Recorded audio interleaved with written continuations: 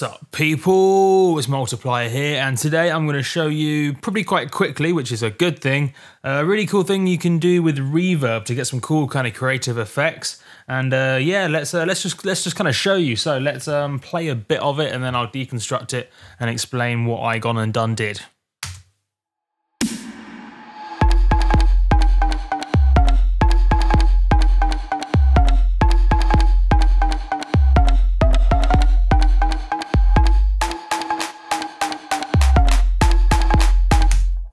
Pretty awesome, right? So the kind of the reverb effect I'm talking about, what I'll do is I'll play that by itself, just so you can really hear the reverb I'm talking about. So yeah, it sounds a bit like this.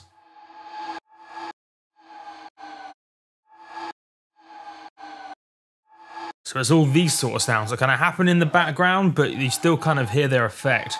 So basically what's going on is this, those kind of reverb things was a reverb from the main sound.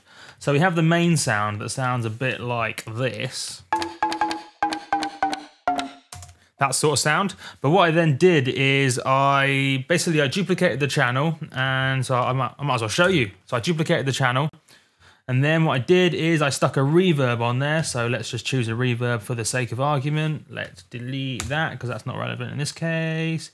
We can leave alloy on there. So let's put, say, tour reverb on, which happened to be the reverb I chose, and I don't remember what preset I chose, but it's not relevant. So you choose a fully wet reverb. So in this case, let's choose, I don't know, something like Crystal Cave, fully wet. And then what I did is you right click,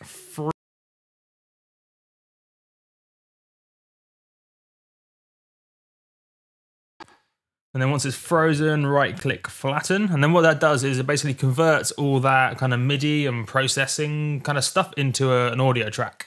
So now we have, I can kind of show you this sort of thing, which is this really cool kind of wet reverb kind of atmosphere sort of thing. And then the cool thing with that is, I'll delete that because you don't need it now, is you can then chop it up. So you see what I've done here is I've kind of chopped it up into nice little sections.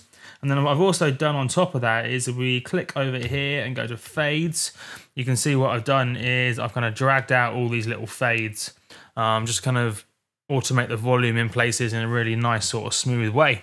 And the effect of this is, although it kind of sounds cool, it's not really distracting, but what it does is it just adds a really nice kind of rhythmic element to the whole thing. Without kind of being really in your face and obvious. And you'll find a lot of producers are actually using this technique even though you don't know it. So it's really, really popular in kind of big room and kind of trap, at least if they've been produced by really good producers.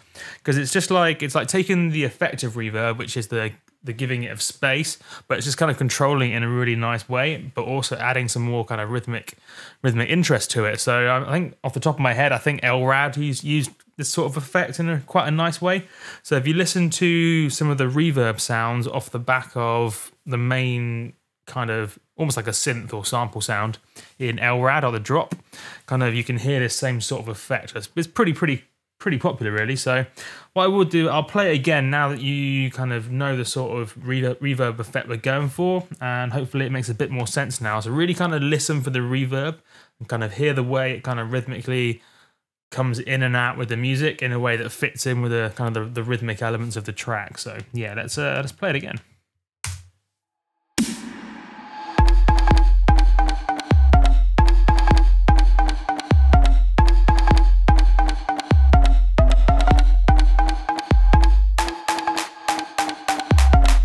I just think it's really nice. It just kind of, it gives it a bit of extra something, but it just kind of, yeah, it's just, I think it's a really nice effect, really.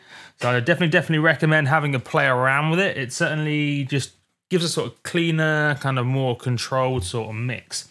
And you can also do things like you can see here, I've made some bits quieter than others. So you really can go to town with your processing once it's freezed or frozen and then flattened. So you will literally just have that raw audio to play with.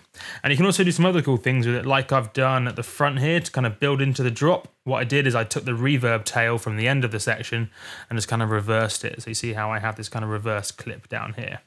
So if we look, we can see it's the reversed kind of reverb tail from the main synth sound. So you can do loads of cool things with it. So it's also a really nice way if you're thinking you need some sort of weird little background effects or some risers or some things to fill out space to kind of do whatever.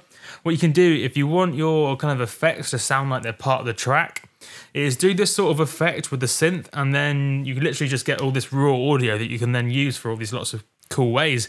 And it just means that, say, for this like riser here, this sort of sound, I might just get rid of everything else. So this sort of thing here, just like that sound by itself, because it's related to the synth. I'm going to call it a synth, but it's really kind of a sample synth.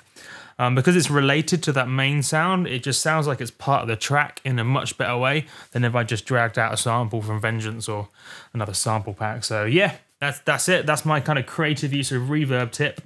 And yeah, hopefully it's given you some cool ideas. And yeah, looking forward to seeing your banging tracks as a result. So yeah, I've been Multiplier. This has been a useful tip for a change. Very few jokes, but informative. You got to kind of get that balance right. It's important.